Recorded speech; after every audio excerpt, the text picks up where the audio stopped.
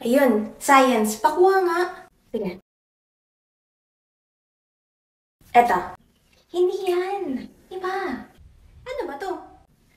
Kasi, 2016 catalog natin yan. Ha? Ay, nandyan kasi lahat ng mga titles ng Wattpad na binasa natin noon. Pero, huwag mo nang galawin yan. Balik mo, balik mo. Habot ah. Eh, lalo naman yan. Andyan lahat ang mga kailangan malaman sa crush natin. Crush? You mean si Mike?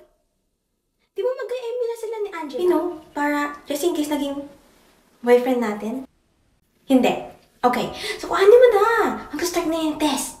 Okay, nahanap ko na yung hinahanap natin, pero walang laman. Walang laman?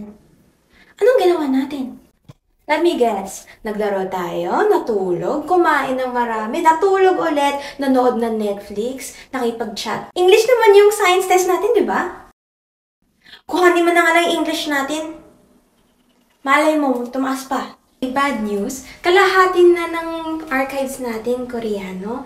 And I think yung English natin, nahati na. Tinapon natin yung English. Well, more like nahati, I guess, kasi nag-aaral tayo ng Koreano eh. Eh, ba't naman tayo nagko-Korean? Hindi naman tayo Koreano.